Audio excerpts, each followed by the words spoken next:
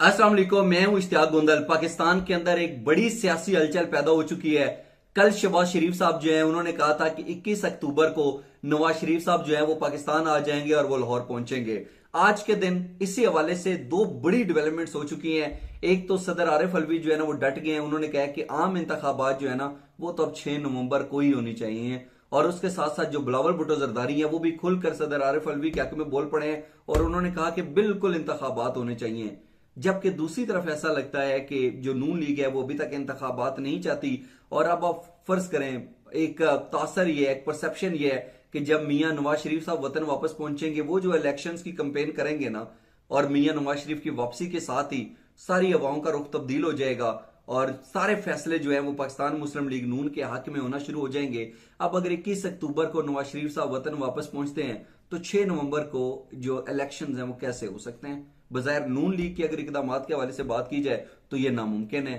और उसके साथ साथ जिस तरीके से नई अलकाबंदियों का मामला हमारे सामने है, तो बजाय लगता नहीं है कि ये इंतखाबात जो हैं वो 6 नवंबर को होंगे। लेकिन इसके साथ साथ सदर आरिफ अलवी ने आयन का जो हवाला दिया है वो, और जिस तरीके से बिलावल भुट्टो जरदारी ने खुलकर सदर आरिफ अलवी की हमायत की है, वो जो है कोई बहुत बड़ा सरप्राइज और कोई बहुत बड़ी तब्दीली जो है वो ला भी सकते हैं।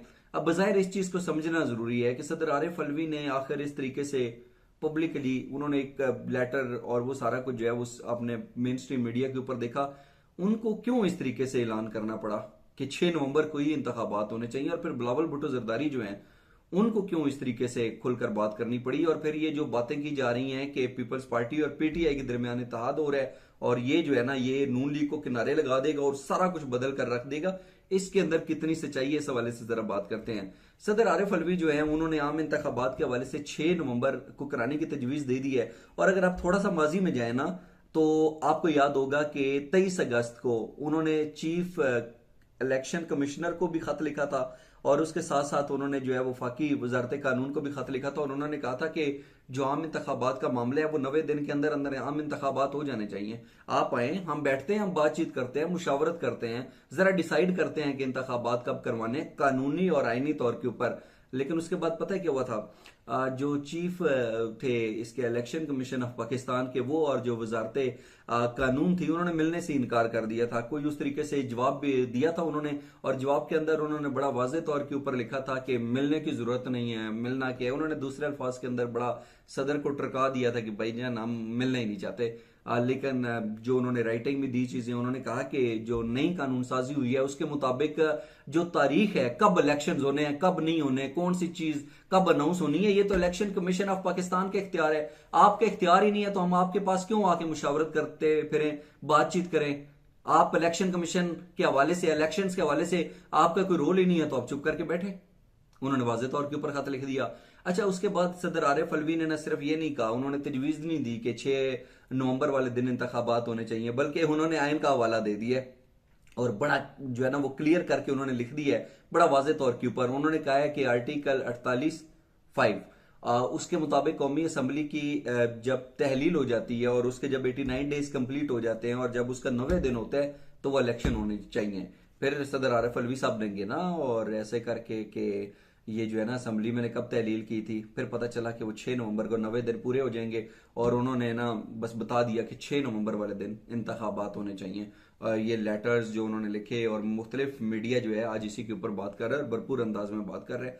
जबकि दूसरी तरफ जो बिलावल भुट्टो जरदारी हैं वो मुजफ्फरगढ़ है पंजाब के अंदर, वहां पे खिताब कर रहे थे और उन्होंने खुलकर जो है ना एक बहुत बड़ी बात कह दी है। और बिलावल भुट्टो जरदारी ने बज़ाहिर नून लीग के ऊपर तनकीद की है और उन्होंने सदर आरिफ अलवी के हवाले से जो है ना वो रेफरेंस दिया। उन्होंने कहा है कि सिकंदर सुल्तान राजा को आम इंतखाबात की तारीख नहीं पता, यानी कि जो चीफ इलेक्शन कमिश्नर है उनको आम इंतखाबात की तारीख के हवाले से नहीं पता, लेकिन एक जमात जो है वो इलेक्शन की तारीख दे रही है। अब बज़ाहिर ये नजर आ रहा था, हम कुछ दिनों से जब बात कर रहे थे तो वो साफ पता चलता था कि जो नून लीग है वो इंतखाबात नहीं चाहती, नून लीग की तैयारियां नहीं है, नून लीग की कोई सीट एडजस्टमेंट नहीं हो रही, नून लीग को जो है वो इंतखाबात से फरार होना और इंतखाबात को तवील अरसे तक जो है वो इसी तरीके से इस मामले को लटकाना जो है वो सूट करता है। जबकि पीपल्स पार्टी जो है ना वो डट गई है, वो कहते हैं कि नहीं इंतखाबात तो अभी होने चाहिए, हम तैयार हैं। और इस हवाले से बिलावल भुट्टो जरदारी ने कहा है बड़ा खुलकर, उन्होंने कहा कि हम जो है इंतखाबात से कभी नहीं भागे, हम जो है अपनी तारीख पर फख्र करते हैं और उसके साथ उन्होंने कहा कि हम इलेक्शन के लिए तैयार हैं। अब वो बड़ा वाज़ेह तौर के ऊपर कह रहे हैं कि आप जब 90 दिनों के अंदर इंतखाबात करवा लेते हैं ना, हम तैयार हैं। तो फिर नून लीग वाले तैयार क्यों नहीं है? और क्या नून लीग अभी भी इतना असर और रसूख रखती है कि वो जब चाहेंगे तभी इंतखाबात होंगे?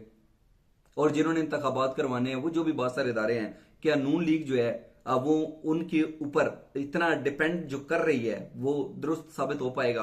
अब बज़ाहिर देखा जाए तो ऐसे ही लगता है कि इंतखाबात तो अभी नहीं हो रहे, और उसकी बुनियादी तौर पर वजह ही है हल्का बंदियों का मामला है। उसके अंदर जो है वो टाइम लिया जाएगा, उसको लटकाया जाएगा, और उसको मद्देनजर रखते हुए इलेक्शंस के अंदर ताखीर पैदा की जा सकती है। लेकिन मसला यह है ना कि अगर तो सिर्फ पाकिस्तान तहरीक इंसाफ जो है वो इलेक्शंस का कह रही होती तो शायद लंबे अरसे के लिए टरकाया जा सकता था, राय फरार हासिल की जा सकती थी। लेकिन अब जिस तरीके से पीपल्स पार्टी का माइंडसेट नजर आ रहा है, और जिस तरीके से पीपल्स पार्टी इंतखाबात के हवाले से डट कर खड़ी होगी है कि इंतखाबात करवाएं, अभी करवाएं, हम तैयार हैं, क्या इसके बाद सूरत हाल के अंदर कोई बड़ी तब्दीली आ सकती है?